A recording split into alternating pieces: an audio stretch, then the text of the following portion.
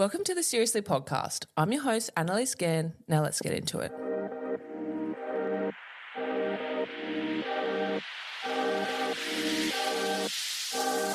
Welcome to the Seriously podcast, where we make light of serious conversations with really interesting people. Kirra Schofield was on season 5 of Love Island Australia and is the sister of MAFS season 10 breakout star Bronte Schofield, where Kirra has also appeared. Kirra entered the Love Island villa to find a partner, but instead she became face-to-face with nonstop drama. I wanted to get Kirra in to talk about all of this, reality TV, and also what she's doing now. So here she is, the beautiful Kirra Schofield. Welcome back to Seriously. This week we have on Kirra Schofield. Hello, guys. How are you? I'm really good. How are you? Good. Now, your sister has been in here a few times. Okay. And I don't know you too well. Yeah. So we're going to start off with some rapid fire questions. Let's do it. Okay, amazing. Ready. You ready? Yeah. They're very easy, so just so Not we me. can, I'm like so nervous. just so the audience can get to know you a bit more. Okay. Sweet or savoury? Savoury every day. What song at the moment do you have on repeat? Oh, that's a good one. I don't even remember the name of it. It's by Miguel. Oh, Sure Thing?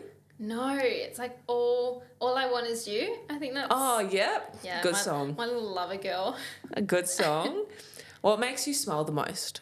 What makes me smile? Probably my sister. Oh. What's one thing people don't know about you? Oh, this is a good one. I don't know. Actually, I almost died as a kid, as a baby, twice. Really? I lived to fight another. Yeah, twice. So the first one is I contracted this like really like super rare, I'm gonna say disease, which I should have, like infants get, and I should have died, but I didn't. And then the second time around is I was on my bed and I fell head through a window, and like the guy who fixed the window was like, how are you not like?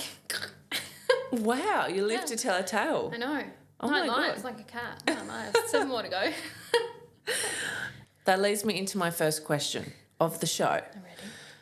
Well, I want to know, because you appeared on Love Island season 5 in Australia. Yep.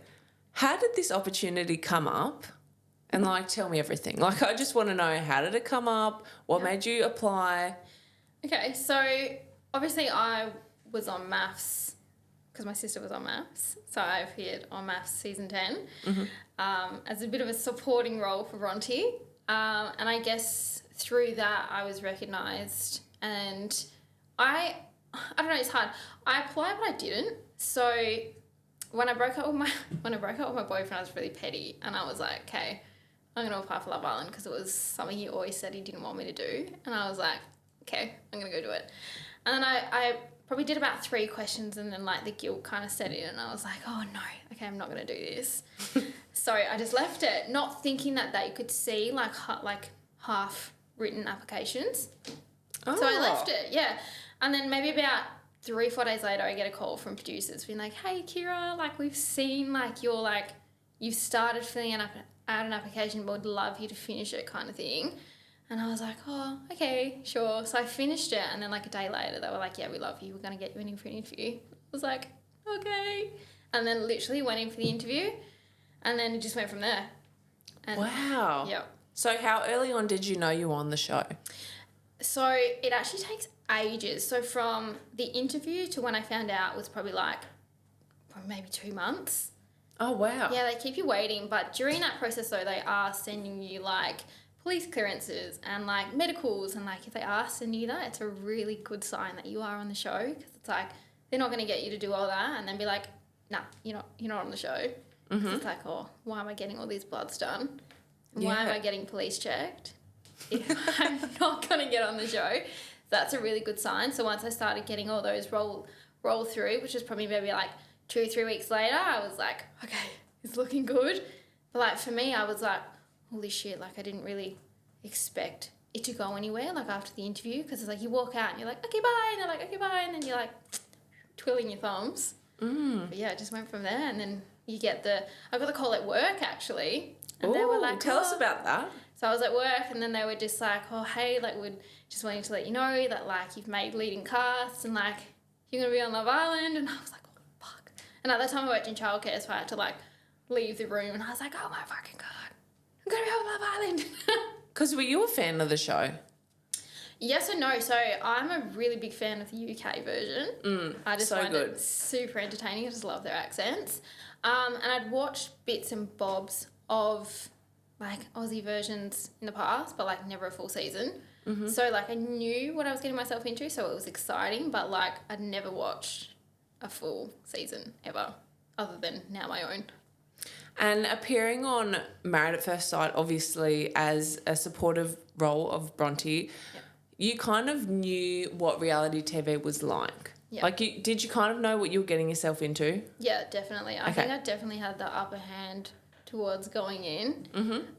It helped knowing how producers were and how production worked. So it's kind of like I always kept it in the back of my mind. So smart. It definitely helped, and I think I went in with the upper hand. Although my journey did turn out a bit shit, but you just never know. Like, producers sell you the absolute dream, and like I guess in your naive, excited state, you're kind of like, oh my God, amazing, but they're telling that to everyone. They're saying Australia's gonna love you. You're gonna be this. You're gonna be that. Like, we'll do this. We'll do that, and you're like, okay. Right. It doesn't work that way. Well, yeah. As you said, as beautiful as Love Island is and the villa and the location and everything like that, things did become quite dramatic for you early on. Very. Just to say the least. Yep. You know, some things happened. Do you want to expand on those? For those who didn't watch it, I've seen it. Yeah. Yeah. So basically, early on, I would say maybe like 3-4 days in, we had a bombshell walk in. And prior to the bombshell walking in, I was as single as they come. So I was matched at the time with a guy called Ollie, and pretty much after like 24 hours, we were like, no, like friend zoned the shit out of each other. I was like, you are not for me, and he was like, you're not for me. So I was as single as they come, and I was so keen for a bombshell to walk in. Like, I was telling the whole villa, I was like, oh my God, I'm so excited. We get the text, boom, bombshell, and I was like, yes. He comes on in, Sophie reads the text, and it's like, meet Reed. And I was like, hang on a minute, I only know one Reed. And then he walks through the door, and I was like, funnily enough, it's the fucking guy I know. And I was like, you are lying. But in that moment, I didn't know anything. Like, I had like good, I guess, like I knew of him as a good guy. So I was like, okay, this could be okay. And like, we'd matched on Tinder before, so I was like, okay, there's some sort of attraction there. And then, yeah, the big old bombshell came out when he sat down and we got to know it. Like, we were getting to know him, and he was getting to know us, that obviously he'd slept with my sister. And I didn't know that. Obviously production, they say they didn't, but production definitely would have known that like Reed had, you know, been with my sister, and that I was also going to be in the villa, because that, of course, it makes great TV. It's too coincidental. Way too coincidental. And then, because obviously before you go in, you actually, like, in the application, you have to fill out whether you know famous people or like whether you know past reality TV stars. And Reed had actually said that he knew Bronte. So, I mean, it makes sense to the fact that that's probably why he got on. A, he knew my sister. B, I was going to be in the villa. So did that unsettle you from then? Oh, 100%. The moment I found that out, I was like, oh, fuck, here we go. Because I was like, friend-zoned Ollie, waiting for a bombshell walks in, slept with my sister. Great, you're off limits. I was like, where do I go now? See ya. Perfect. And then, like, obviously there was that conversation between Reed and I on the terrace where I was like, listen, you and I, never happening. Like, we can't couple up. It's weird, like, no thanks. And then obviously fast track down to there being a dumping, and I was the only single girl. Reed wasn't in a stable couple. Ollie and I were friend zoned. So it's like they were kind of like at me with different stories. And what you didn't see behind like closed doors was just the amount of conversations that were going on, and like the amount of people coming at me, like just telling me different things. Like Ollie was coming at me being like, Reed said this to the boys, and then Reed was coming up to me being like, I really want to get to know you, which obviously very convenient, and I knew that. Like, before, there was like a conversation between Reed and I, and we were on the couch upstairs, before that conversation, we were walking up the stairs, which this didn't get aired. And I was like, oh, conveniently, you now want to pull me for a chat after we've ignored each other the entire time you've been in here. Now you want to pull me for a chat? I was like, this is oddly very convenient. But I was like, I'm just going to hear him out. Like, being the trusting, nice person that I was like, hey, I'll hear you out, sure. And then, yeah, just the wool got pulled over my eyes in that conversation of him being like, you know, I want to get to know you. If it's not weird, we can put the whole sister thing behind us. And I was like, oh, okay. I was like, you know, like I know my sister the way that I do. I was like, Bronte's not going to care. I was like, if Bronte doesn't care, why should I care? I now have someone sitting in front of me telling me that they want to get to know me. I'm in a friend couple. Perfect. This is perfect. Mm-hmm. And then I had Ollie telling me, oh, you know, like, please pick me. Like, if the roles were reversed, you know I would pick you. And I was like, no, the fuck you would not. Mm. I was like, no, you wouldn't. Mm-hmm. And just like this overwhelming sense of just had everyone at me. And then I had like, obviously the other islanders coming at me with their opinions. And I was just like, holy shit, like I am going to like responsible for sending someone home. I've just had all this shit go on the last few days and now I've got to send someone home. And then like, it was just a lot. It was a lot. That's a lot for one person. It was. What about the Abby situation? Ooh, yeah, the Abby situation. So, obviously, this was a huge bombshell for me. So, when we got the text, or Reed and Zach got the text, and it was like, oh, like, can't wait to meet you, like, love Abby. I was like, oh my God, cute. Like, I have a friend called Abby, and I was like, oh my God, I wonder if she'll apply and didn't tell me. Like, haha. She didn't come to mind whatsoever. Like, at all. Mm-hmm. So, I guess when Zach came back, and he, like, had us all around the little fire pit area and he was like, oh my God, and explaining and then dropped the bomb that it was Abby, I was like, you're lying. So like, Abby, for everyone who doesn't know, is, sorry, I always get confused how to explain it. So it's Bronte's ex-husband's secret girlfriend. Yeah. Yeah. From MAFS. From MAFS. Yeah. So, yeah, it was huge, scandalous when she was set to enter the villa. And Zach, I feel like, definitely didn't approach the situation in a very lighthearted way. In true Zach fashion, he came in and was very theatric about it. And it's just like, these are my emotions at hand as well. So it's like, I feel like he was a bit insensitive towards that. And at the time he was relaying all of this, I was numb. I was just so numb because I was like, I've just had a really shit beginning. I've just dumped someone. I'm coupled up with someone who, I guess, didn't really want to be with me. And now you've just walked through the door. Abby's just walked through the door. So I'm like, sick. So in the moment, I was super calm. I was like, okay, it's fine. These are the cards I've been dealt. It'll be fine. But what we didn't see was that I literally lost my shit. Like, I walked off after that conversation and completely flipped my shit at production. Like, did you? Yeah, full blown. Like, I didn't say that. I don't know how I wasn't kicked out, to be fair. Like, I was dropping C-bombs. Like, no, tomorrow. I was like, the executive had to come out and I was like locked in the pantry, like had to be demiked, and I was going feral. I was like, why would you guys do this to me? Like, is going on? First you send in Reed, now Abby. I was like, guys are taking the piss. Like, it was insane. Like, it took ages for me to calm down too. It's very hurtful because you uprooted your life. I did, yeah. And then they're just playing all these manipulative mind games with you when you're actually there for a proper reason. You're not just... I was there for genuine reasons too. Yeah. So it was just hurtful, especially since they'd relayed all these great things and how they were, I guess, in a sense, going to protect me and... You know, my journey was going to be positive. So, like, and I just felt like I was the villa punching bag. Like, I was the only person that this shit was happening to. I was like... It was all about you, pretty much. Literally. But, like, yeah, exactly. It was like the whole storyline was framed around Kirra. Yeah. But also it was like the two people that would trigger you probably the most of anyone there. Yeah.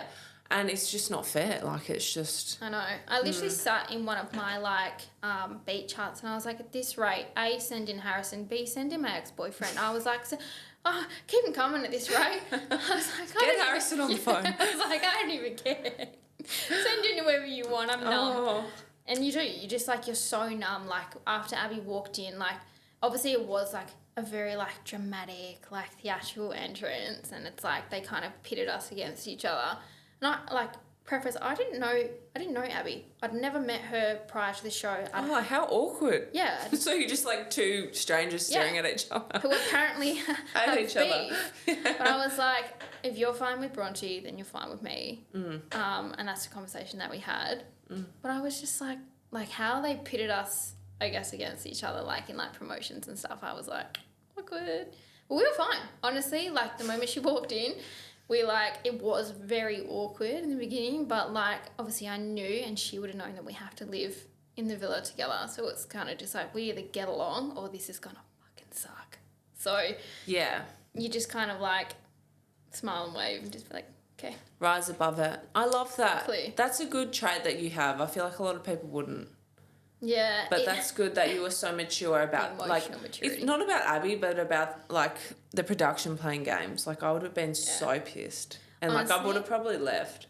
Oh, I threatened many times. Really? Many times. Okay. Yeah, it definitely helped having the emotional maturity that I do have. I think going in at 26, like you do have that emotional maturity, and I think like I just handled situations like just, I don't know, I'm proud of how I handled the situations. Yeah, it's not like you're 18 and this is your first rodeo with drama. Yeah, and because of MAFS, I was like, I knew like there'd be some sort of drama, but I didn't realise it was going to be that intense. But hey, character building. Good on you. Yeah. Where is it filmed, by the way? It's in Mallorca, in Spain. Oh, that's fancy. Yeah, and you get flown there for free. Like, it's You're like, insane. sign me up. Oh, the moment I found out it was in Spain, I was like, I'm going. I was like, I don't care the circumstances. Like, I am going, especially because it's free. I was like, oh my God, sign me up. It's unreal. Now, you seem really down to earth and relatable. Do you think that's why like so many people have resonated with you on social media? Because whenever I see comments about you on social, it's always positive. It's amazing. Yeah. That's good to hear. Yeah, I think so. I like to tell myself that I'm a relatable person and down to earth. But I just like to keep it real, and I'm just always myself, and I think that transpires on TV. Like, I don't try and be anyone else. Like, I handle and like just show emotion in the moment, and people can recept that however they want. Like, obviously there's going to be people who love you and people who don't, but I just focus on the people who do. But yeah, I'd like to think that like I'm well relatable. But I just keep it real, I guess. Try. What's it like having instant fame? Has it changed your life in any way? Like, do people recognise you? It's definitely different. Like, now going out, like even to the gym, or like if you're going out for dinner, or like even just going for a walk, like you'll be stopped 100%. Or like if they're not, I guess, confident enough to stop you, you'll get like them point or stare or be like, oh my God. And like it is cute, but I'm like, just stop and say hello. I'm not going to bite your head off.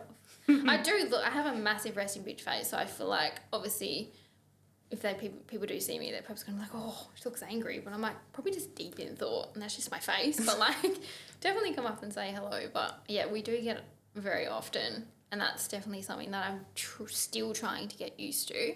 Mm-hmm. Like, when people stare in public, I'm like, oh my gosh, something on my face, or like, did they watch the show?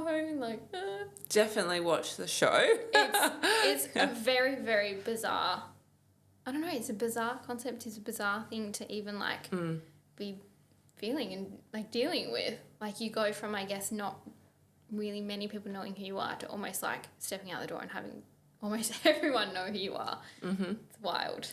So would you do reality TV again? I've always said never say never. I feel like it depends on the show. Mm-hmm. It depends on where I am in my life. And it just depends on where I am mentally, emotionally, physically, and if it just felt right, 100%. I'd absolutely do it again. I think it's a lot of fun, and I think now doing 2 shows, like I would be so well versed in like what I'd be walking into. So yeah, never say never. Are you single or dating? I'm very single. Really? Like, I'm as single as they come. Like, I'm on Hinge and I've tried Hinge, but it is useless. Like, I just don't find, sounds mean, but I don't find anyone attractive. Like, my standards are very, very high. And it's just, Hinge is not it. And I'm like, I wouldn't get on Tinder and I wouldn't get on Bumble. So Hinge is kind of it. Yeah, I'm as single as they come. Like, it's just like, even when you match with people, they'll match with you and they won't talk to you. So I think a lot of people are on there for like their own ego and like their own validation. And it's like, after coming off the show, it's like, are you matching with me because you know who I am, or like, are you wanting to like go on dates with me because you know who I am, and like you can potentially benefit from like my followers and who I am.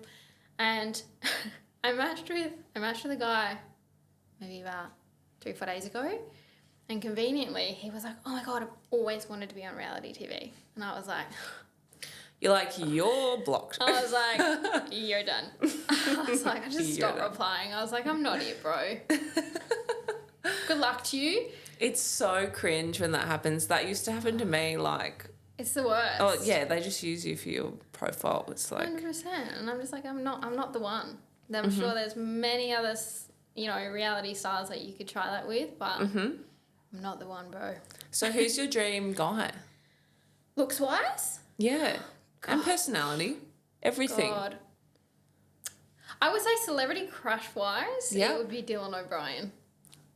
I don't know who that is. Have you seen Teen Wolf? No. Oh, fuck. He's from Teen Wolf. Is he like... What does he look like? And he's from Maze Runner as well. I don't watch... Sorry, I don't watch movies. That's right. He's like... I don't know. He's not like your stereotypical, like, overly good-looking guy. He's a little bit goofy looking. But cute. But I love it. And, like, sometimes he has, like, the shaved head with, like, and he dyes it blonde, and he's got, like, the nice beard.